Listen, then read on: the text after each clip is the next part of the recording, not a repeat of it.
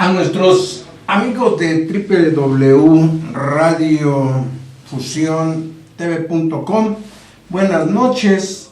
Pues aquí con ustedes nuevamente el grupo Cuautitlán los saluda y esperando que esta reunión por este medio sea agradable para todos ustedes, ya que para nosotros, bueno, pues siempre será importante comunicarnos con todos ustedes en este tema que, pues bueno, que hemos tratado de entender, comprender, reflexionar y compartirlo con ustedes de estos extractos que se hace de este libro del doctor Emilio Miray López, que nos ha parecido muy interesante. Nosotros como enfermos alcohólicos, pues les hemos sacado provecho, por eso lo compartimos con ustedes. Y bueno, miren, hoy tocaríamos de este libro, ya que ya terminamos con lo que es el temor, y hemos tratado lo que es la ira. Y bueno, pues aquí vamos a leer un extracto de este libro que dice: los odios familiares. Pareciese, ¿verdad?, que en las familias no hay odios, no hay rencores. Y bueno, pues aquí nos regala este hombre algo muy suave para reflexionar y dice: su raíz más importante la encontramos en la obligación de querer, como si fuera posible imponer sentimientos. ¿Qué nos trata de decir? Cuando menos nosotros reflexionamos, ¿verdad? ¿Por qué? Bueno, porque como si estuviéramos obligados desde el nacimiento a querer y amar a los que se nos fue legado. ¿Por qué? Mire, dice: querer como si fuese posible imponer sentimientos a seres cuya coincidencia no es otra que la de encontrarse en un mismo árbol genealógico. Nadie puede escoger sus hermanos, sus padres, sus primos, sobrinos, sino que esos le son dados al nacer. Durante toda su vida, la actual organización social señala que ha de tratarlos con afecto y, en no pocos casos, con subordinación jerárquica, aun cuando intelectualmente sea superior a ellos. Toda familia tiende a funcionar en regímenes monárquicos absolutistas. Hay un cabeza de familia que rige sus destinos, de ahí la divergencia de opiniones irreconciliables por el prejuicio de la obligada subordinación de hijos a padres, de sobrinos a tíos, de hermanos menores a mayores, etc. Cada miembro ambiciona el poder dictatorial del jefe y trata de conquistarlo. Un caso interesante de odio familiar típico lo constituye el de los denominados padres e hijos políticos, de cuyas múltiples variantes elegiríamos para nuestro análisis la del odio entre suegra y nuera, por ser el más claro y de trascendentes efectos en la vida de todo nuevo hogar. Aquí, ¿qué entendemos nosotros, verdad?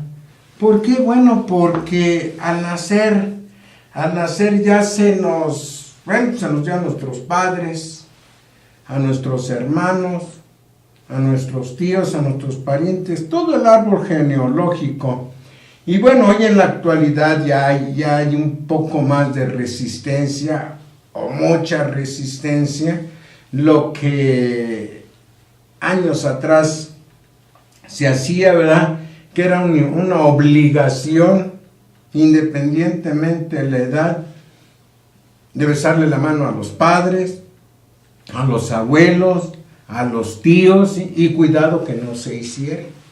Y bueno, pues había una enorme ira, un descontento, ¿verdad? Porque bueno, pues no había por qué hacerlo, pero era una obligación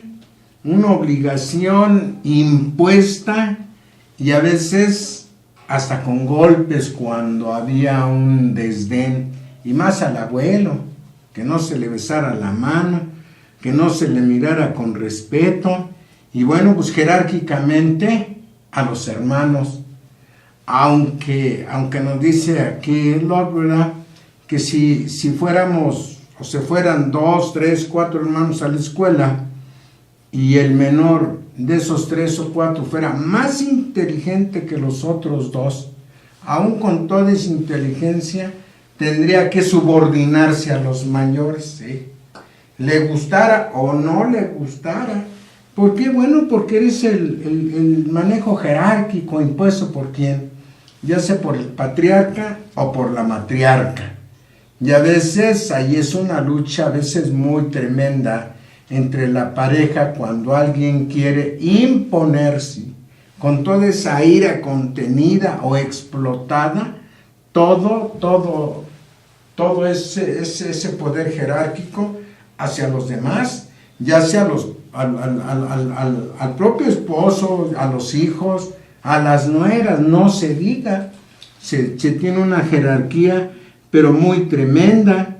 Por eso se podría decir, bueno, ¿y por qué yo no tuve la oportunidad de escoger a mis padres, a mis hermanos, a mis tíos, a todo? No. ¿Por qué? Bueno, porque así ha sido desde que se tiene razón de la humanidad, desde su nacimiento de la humanidad.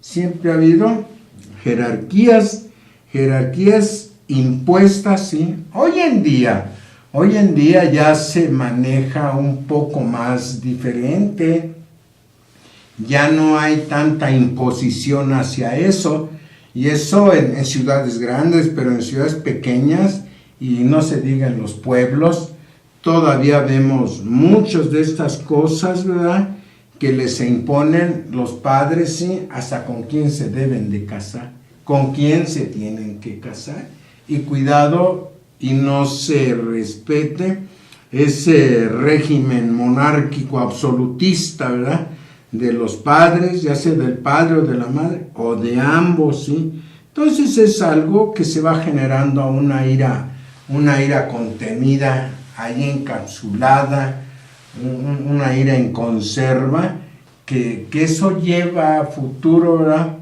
a causar muchos problemas, porque no hay un carácter definido propio, todo ha sido impuesto, y bueno, pues llega el tiempo en que esa ira puede explotar, y muchas de las veces así es. Y bueno, pues aquí vamos a leer otra partecita que nos dice: la suegra contra la nuera. Y ahí nos lo mencionaron en el último párrafo, ¿verdad?, que dice que la del odio entre la suegra y la nuera, por ser el más claro y de trascendentes efectos en la vida de todo nuevo hogar.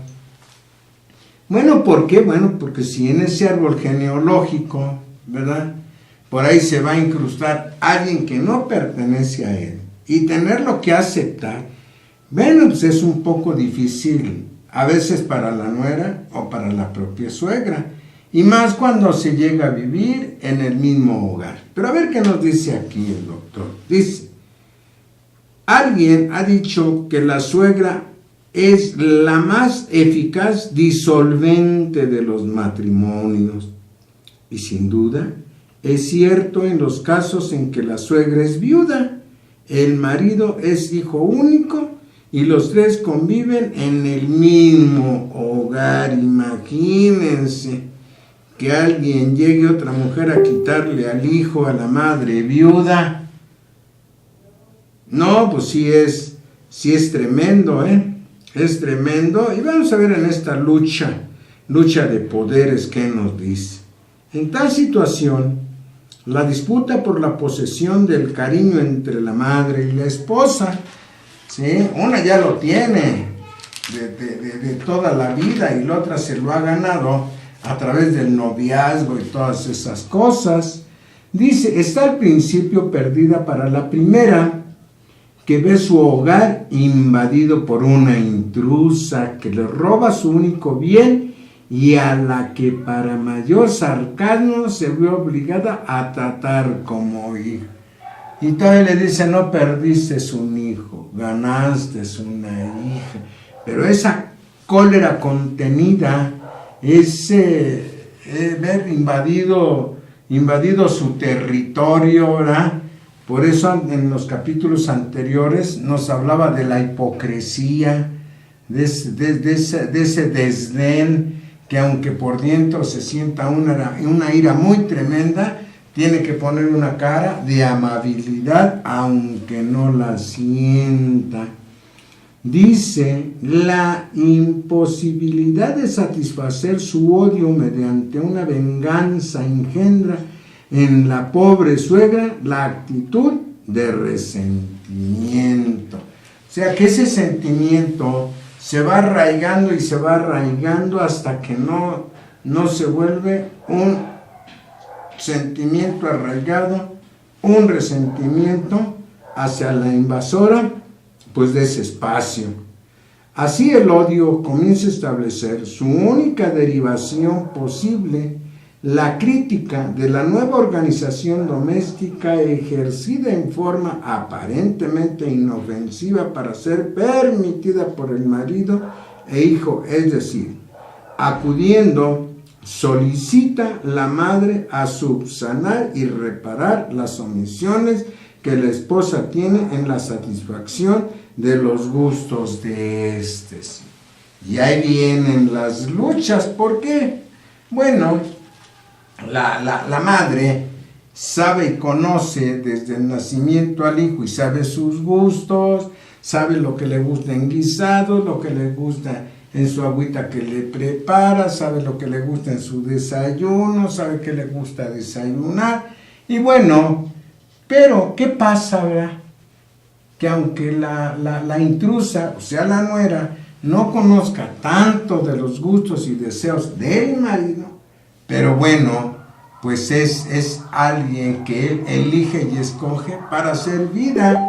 Y aunque no le guste lo que la otra prepara por complacer a la esposa, lo acepta con mucha alegría, y para mal de la suegra, pues empieza a encolerizarse, pero una cólera, un enojo contenido, no es explosivo, porque sabe que si explota esa ira, ¿verdad?, puede perder ambas cosas. O sea, hay algo que, bueno, que aquí, y más en las mentes enfermas, esas mentes débiles, esas mentes alcohólicas, ¿verdad?, que son muy sensibileras, y con poquito se ponen agresivas, y si es el caso del hijo, que lo conoce la madre, sus estados agresivos o de ánimo, no trata de provocar a nadie y contiene esa ira. Bueno, dice un poco más tarde, adoptando aparentemente la racionalización de que no quiere ser un estorbo y que debe ayudar en el trabajo de la casa, la suegra rivalizará con la nuera y medirá sus fuerzas en otro aspecto hasta conseguir que el casato admita implícitamente la superioridad de aquella por su mayor experiencia en tales menesteres. O sea, va a irse tratando de imponer poco a poco la madre, ¿verdad?, en los sentimientos del hijo, hipócritamente también con los de la nuera, pero siente que va ganando la batalla y tener el control como matriarca en esa casa, pero es un sufrimiento tremendo, Bueno, dice que unos meses después, los dardos se dirigen directamente a la propia personalidad de la nuera, a sus vestidos y afeites, a la distribución de su tiempo, etc. Empieza el control, ¿verdad? Te pintas mucho, te arreglas mucho, traes una ropa escotada, la traen muy alta, y empieza por ahí a ser más directa en cuanto a la personalidad de la nuera. ¿Y en qué gastas tu tiempo?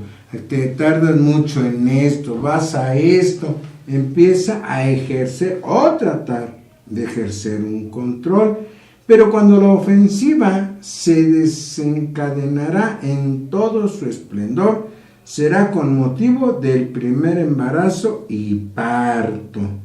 En tales condiciones, el rencor suegril alcanza a veces un maquiavelismo refinado, o sea, un hipócrita, pero refinado, amable, afectivo, aunque por dentro esté el caldero hirviendo. Al ascender a la categoría de abuela, la suegra se siente reforzada en su posición y se lanza a la utilización del nieto como arma para terminar su labor de reconquista del hijo. Ya ven cómo son las suegras, las abuelas con los nietos, cariñosas, afectivas, apapachadoras, alcahuetitas, y bueno, pues no dejan que la madre eduque al pequeño, porque siempre va a salir en defensa de él, y si lo quiere corregir de una forma enérgica la madre, cuidado, porque la abuela se pone furiosa, y bueno, pues se siente que con esa labor va a reconquistar al hijo, y bueno, pues de paso al nieto. Las derrotas y victorias de esta lucha sorda, a veces escandalosa, otras constituyen para su inocente constante otros tantos motivos para llegar a aborrecer el teatro de la misma y buscar fuera de él la paz que le habían prometido, ¿sí? O sea, como con mucha sutileza, ¿verdad? Con mucha sutileza, con mucha timidez, con muchas de esas cosas, y más que las mujeres son expertas en manejar esas cosas, y ambas, esa lucha entre nuera y suegra, bueno, son muy comunes, porque son embates callados, son iras contenidas y más actitudes que aptitudes. Pero bueno, dice, no se crea que la nuera desempeña un papel de víctima propiciatoria y que es ajena a la precipitación del desenlace con su conducta quejumbrosa e intransigente. Con sus lloros o reproches pone al marido en el dilema de ser un mal hijo o un mal esposo, dilema que éste acostumbra resolver siendo ambas cosas a la vez, un mal padre y un mal hijo. Y vaya, no, qué difícil es lidiar con este tipo de circunstancias, ¿verdad? ¿Por qué? Porque no se encuentra una paz, no se encuentra una tranquilidad en el hogar, ¿verdad? Porque son luchas a veces sórdidas, con desdenes, a veces quien de las dos no se pone a llorar quejumbrosamente por la actitud de la nuera, o la nuera por la actitud de la suegra, y el hombre, bueno, tiene que jugar sus papeles ahí de, pues hasta de timorato, ¿verdad? Porque a quién le puede dar la razón. Una es su madre y otra es su esposa. Por eso se dice, ¿verdad?, que normalmente el casado casa quiere. Y lo más sano en estas situaciones, nosotros como enfermos alcohólicos, enfermos mentales, emocionales, nos dimos cuenta todo ese daño que hicimos y el que nos hicimos viviendo este tipo de circunstancias. Y para el alcohólico lo más sencillo y lo más fácil para no meterse en problemas, se va a beber. Va a justificar que en la casa no haya armonía, que su mujer no entiende a su mamá, que su mamá no entiende a su mujer, que no las entiende a las dos, que no se siente a gusto ahí. Dice, y me siento más suave y más tranquilo conviviendo con mis amigos. Justificaciones, ¿verdad? En lugar de agarrar sus cosas e irse a vivir a otro lado. Pero bueno, dice el doctor, bien puede afirmarse que esta situación conduce en bastantes casos y reacciones pasionales patológicas, especialmente por parte de sus dos protagonistas femeninas, que engendran entonces toda suerte de ideas, de prejuicios, de persecución, hipocondríacas, depresivas, etc.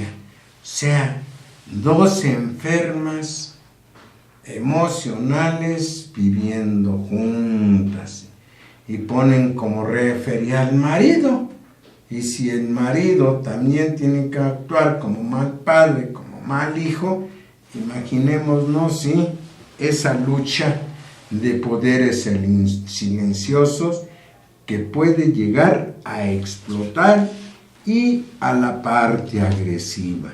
Entonces, bueno, pues tendremos que reflexionar cada uno de nosotros, ¿sí?, qué tanto me beneficia o qué tanto me afecta vivir una vida así, o tomar determinaciones y alejarme de ese mal. Pero bueno, aquí nos dice el doctor, la salida del odio. Dice que hemos visto que el odio es quizás de todos los estados pasionales el que más depende a perseverar. No obstante, la vida supone cambio y el odio, que tiene principio, ha de tener también un fin, aún antes de que éste sea impuesto por la transformación física de quien lo alberga. Veamos pues cuáles son las vías por las cuales puede derivarse, transformarse, descargarse o desaparecer las salidas del odio. Bueno, ¿por qué? Pues sí, el odio no va a ser permanente, ni debe de ser permanente. En algunos pasa muy rápido, en algunos muy lento, con mucha sutileza, va minorando, hasta que llega a desaparecer. Y bueno, dice que el desprecio es la más común, la más fácil y la más inofensiva merced a un lento y constante proceso de racionalización. Llegamos a convencernos de que no merece nuestro sufrimiento, nuestra preocupación y nuestra cólera el objeto o la persona que odiamos. Una vez que, convencidos de nuestra superioridad, pasamos a disminuir su importancia, es decir, a despreciarlo, quitarle precio, desvalorizarlo, entonces es posible proceder al olvido forzado y que el elemento de separación llegue a ser tan intenso que engendre una imprecisión de expulsión del contenido odiado, y digamos que su sola evocación nos produce asco. Imagínense, ¿verdad?, que si no se pudiese llegar a desaparecer y a deshacernos de eso, sería muy tremendo. Pero bueno, nos vamos a un corte, mis amigos, y en unos minutitos más estaremos con ustedes nuevamente. Por su atención, muchas gracias.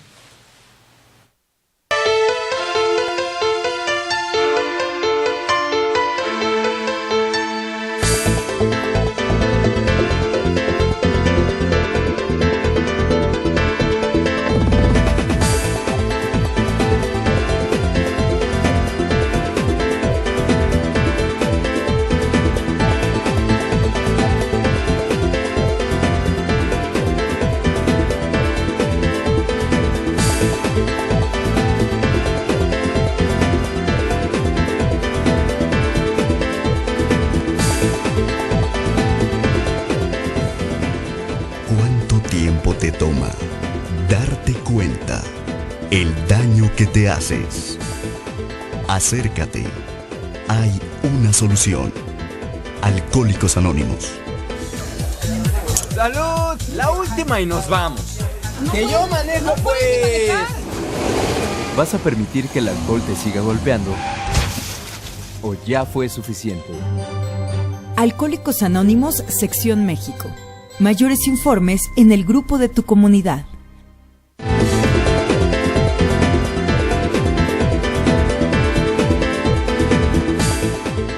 ¿Cuánto tiempo?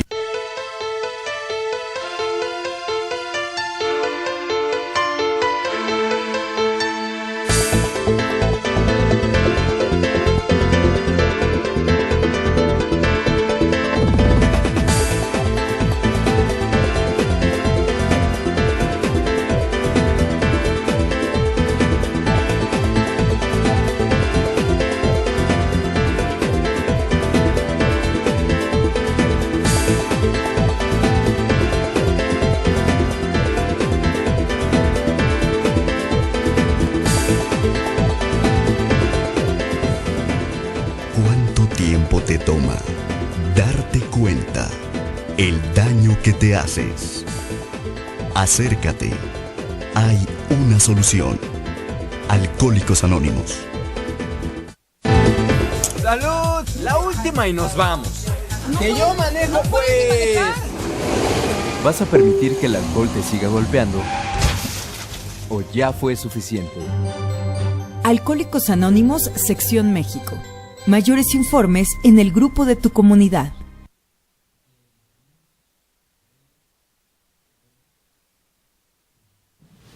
Nuevamente con ustedes a nuestros amigos de www.radiofusiontv.com. Bueno, pues estas charlas que nos deja este doctor muy, pues no nada agradables, pero sí muy concientizadoras, ¿verdad? ¿Por qué? Bueno, porque si aquí en esta situación para el enfermo alcohólico, hombre o mujer, no es nada sano, pues nosotros dicen que la ira ocasional no es para nosotros, puede ser un lujo para la gente normal, pero para una mente enferma de alcoholismo no es nada sano, porque por estas pequeñas o grandes situaciones lo llevan a la bebida, sea hombre o sea mujer, ¿verdad? Y cuando se empieza a manejar ya con un poco de más cordura este tipo de situaciones, ¿verdad? O sea, ¿qué haría una suegra, ¿verdad? Con una nuera? Aceptarla. ¿Por qué? Porque si aún guarda ciertos sentimientos, podría decir, bueno, es que a lo mejor ella no va a ser su esposa para toda la vida, pero yo sí voy a ser su madre para toda la vida. Así es que, bueno, pues lo tomaría con cierta ligereza, ¿verdad? Para ir diluyendo esa cólera, ¿verdad? Ese desprecio, esa falta de afecto, y se puede vivir de alguna manera un poco más tranquilo, ¿verdad? ¿Por qué? Bueno, porque si no se tiene dónde descargar ese odio, ¿verdad? Toda esa ira contenida, es una vida muy fútil. Pero bueno, y si no se llega a componer cosas, ¿verdad? Se llega uno a reflexionar sobre la posición de cada quien, dice uno, bueno, pues mis padres me los dio Dios, mis hermanos, mis tíos, todos mis parientes. Bueno, pero mi hijo tuvo, ¿verdad?, la libertad de escoger a su pareja y yo tengo que respetar esa decisión. Porque si no viene algo que se llama venganza. Aquí tratamos de reafirmar nuestra superioridad sobre el valor odiado, infligiéndole un daño o sufrimiento que juzgamos igual al que nos ha causado. Pues imagínense, ¿verdad? Ya me quitó mi hijo y bueno, pues no se lo voy a perdonar. Vengarse es un intento de retornar al equilibrio tensional que procedió al periodo de antipatía y de enemistad mediante uno o varios actos que restañan la herida sufrida por el amor propio. Por eso dicen que para darle satisfacción a ese ego herido, ¿verdad? El triunfo debe ser mayor que la derrota para que el ego se sienta fortalecido. Imagínense. En la medida en que el odio dé paso al proyecto de venganza, pero ahora sí vas a ver, el sujeto empieza ya a tener un consuelo, se siente solidario con ese proyecto y lo acaricia, anticipando imaginativamente el placer de su realización. Vive y revive en su fantasía el momento en que triunfe sobre el poder odiado y la autosatisfacción que ilusoriamente encuentra en el ensueño es un bálsamo para su impotente rabia. O sea, si el marido, hablamos del marido, ¿verdad?, es despreciado después, primero por la madre, sí, porque se siente abandonada, rechazada, frustrada, conmiserada, agredida, traicionada por el hijo. Y la esposa, por lo mismo, sí, le da más lugar a su mamá, yo merezco más atención. O sea, al final del día, ¿verdad?, él siente o el afecto o el desprecio de ambas. ¿Y qué es una mente alcohólica? Les comentaba en esos casos. Pues vamos, se dirige tranquilamente a la cantina con los amigos.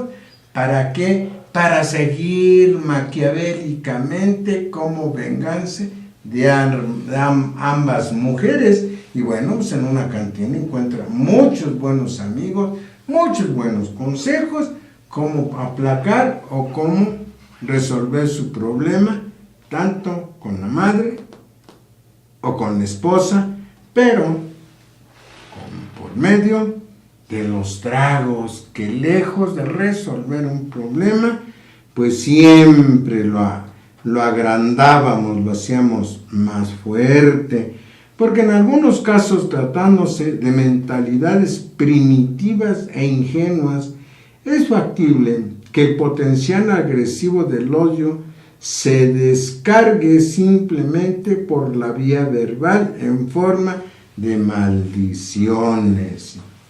Y aquí vienen, ¿verdad?, los iracundos sociales para nosotros, ¿sí? ¿Por qué? Bueno, porque se vuelven terroristas verbales, ¿sí? Seres muy miedosos, muy cobardes, que lo único que hacen es vociferar y agredir verbalmente. No siempre le basta al odiador con tan solo inofensivo procedimiento para calmar su sed de venganza.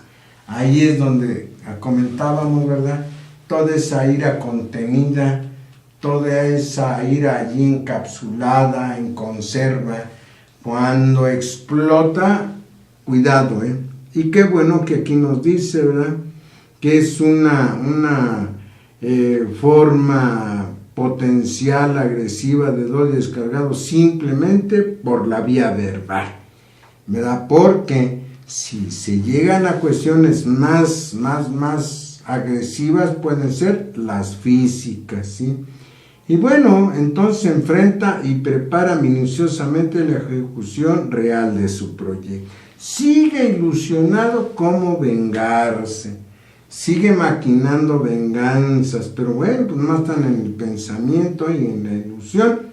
Más aquí surge el mismo obstáculo que determinó la condensación de su odio, el miedo al poder de reacción de los odiados. ¿Y por qué? Bueno, porque también enfrente el odiado también puede reaccionar en forma agresiva, tanto verbal como física. Y bueno, pues ahí ya la cosa se pone más peor, ¿verdad? Y bueno, pues creo yo que es algo que nos tendremos que deshacer de ello. Y es preciso contar con la posibilidad de la venganza sobre la venganza. Incluso si el acto vengativo supone la desaparición física del motivo odiado, este se halla asociado a otros que pueden erigirse en sus póstumos vengadores. ¿Por qué? Porque cuando se carga esa ira con alguna persona, ¿verdad? Y ya no está o no está, pero ahí se trae esa ira, esa venganza, ese deseo de agresión, y no falta quien por ahí se le atraviese en la calle y tenga un pequeño altercadito y con él se va a querer desquitar, no por lo que le hizo, sino por lo que le hicieron, o cree que le hicieron, o piensa que le hicieron, y bueno, explota contra alguien que nada de culpa tiene, ¿sí? Por eso dice que más aquí que el mismísimo obstáculo determinó la condensación de su odio, ¿verdad? Ese odio contenido, el miedo al poder de reacción del odiado, ¿sí? Por eso alguien trae ese odio fijo, y aunque no sea la persona odiada, trata de desquitarse con otro. Es preciso contar con la posibilidad de la venganza sobre la venganza, incluso si el acto vengativo supone la desaparición física del motivo odiado, este se haya asociado a otros, pues pueden erigirse en sus póstumos vengadores. ¿Sí? O sea que si no se deshace uno de esas cosas, esa ira contenida va a andar ahí y se va a querer desquitar con el más débil, que eso es lo que muchas de las veces hace el iracundo. Por eso dice que el resentimiento se requieren 3 condiciones para que el odio engendrado, o sea, el resentimiento, 1, que se haya alimentado una probabilidad de triunfo sobre el odiado. Lo que decíamos, ¿verdad? Cuando el ego está herido por esas situaciones, ¿sí?, trata de que el triunfo sea mayor. Vamos a poner un ejemplo un poco burdo, ¿verdad? Que con la mujer que vivía por esa situación, lo abandonó. Él va a tratar de buscar una mujer más guapa, más X, más lo otro. ¿Para qué? Para que su triunfo sea mayor, ¿verdad?, que la persona que lo abandona. Y esos son características de una mente enferma, ¿sí? Dice que se haya perdido por falta de coraje, ¿sí?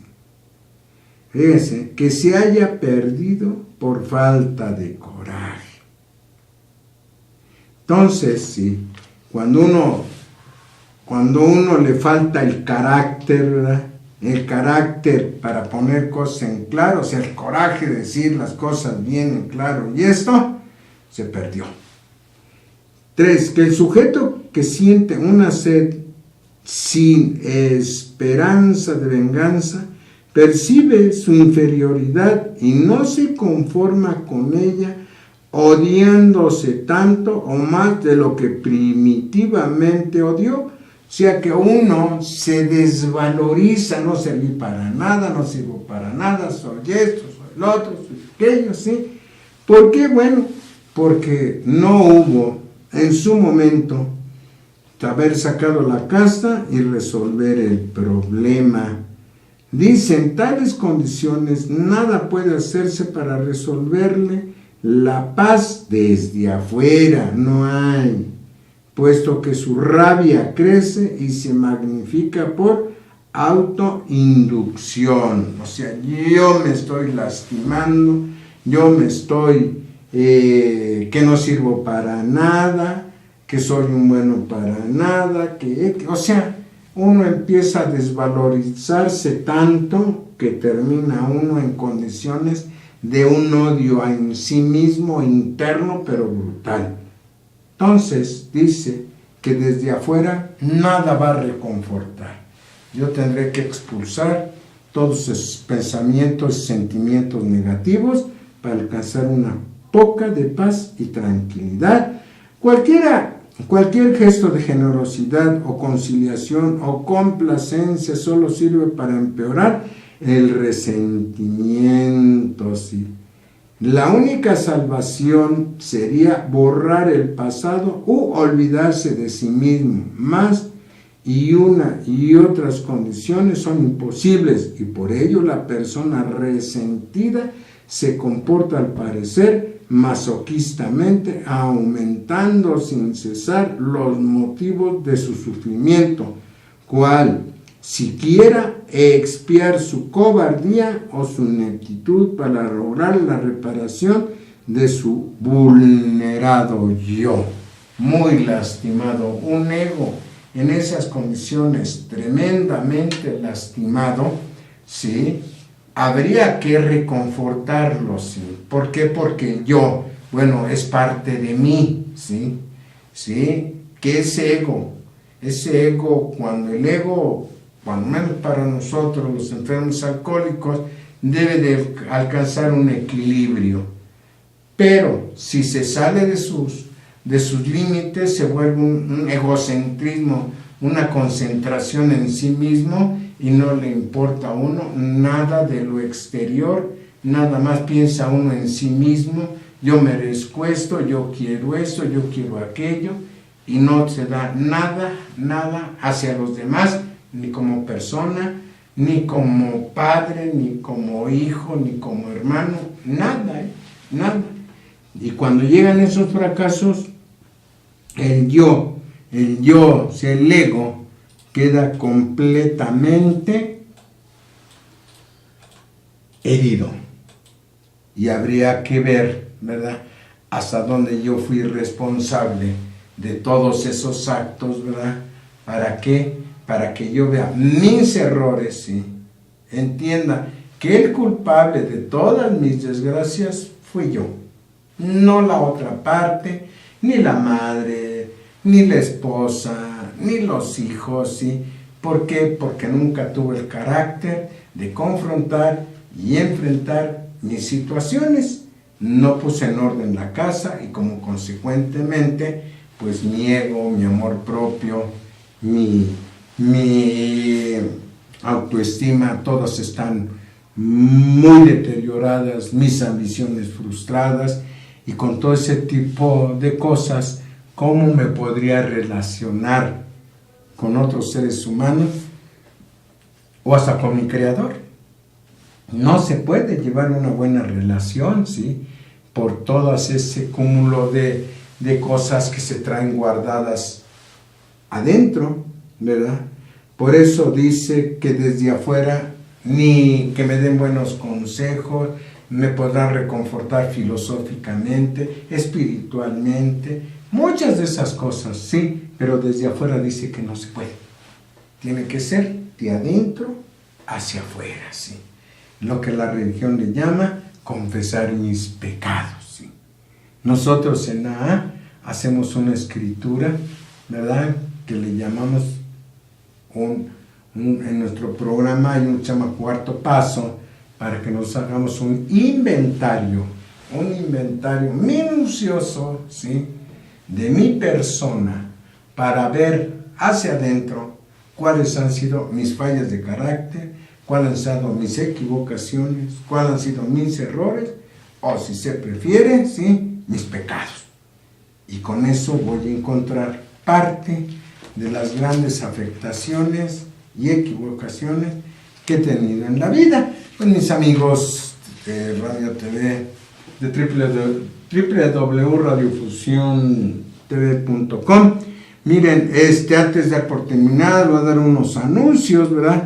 Bueno, pues el grupo Cuautitlán, como les hemos comentado, estamos en Avenida 20 de Noviembre, esquina del Roble, Plaza Rubí, Altos, de sur a norte, antes de llegar a Telmex, y de norte a sur, pasando Telmex, ahí está Plaza Rubí, y nuestras sesiones de reflexión y estudio y práctica de nuestros principios lo tenemos los días lunes, miércoles y viernes de 7:30 a 9 de la noche y los días domingos de 5 de la tarde a 7 de la noche, ¿verdad? Y le vamos a dar un número telefónico de la oficina intergrupal. Es una oficina que atiende llamadas de auxilio.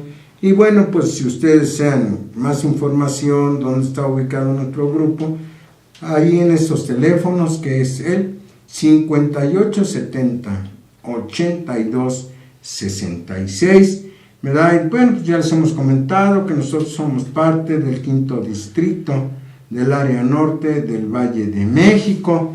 Y bueno, también invitarlos al 10º Congreso de Alcohólicos Anónimos Sección México del área norte del Valle de México, los días 13 y 14 de julio del 2019. Bueno, este evento se llevará a cabo en la Escuela Secundaria General Vasconcelos, en la número 64, en Avenida Francisco Villa, sin número, barrio La Renda, Coyotepec, México.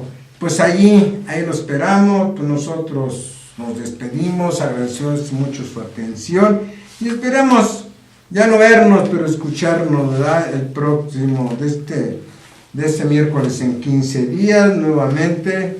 Esperemos contar con su audiencia y bueno, seguirles compartiendo lo que este buen Doc nos ha regalado con los 4 gigantes del alma. Por su atención, muchas gracias. Gracias a nuestros buenos amigos. Hasta luego.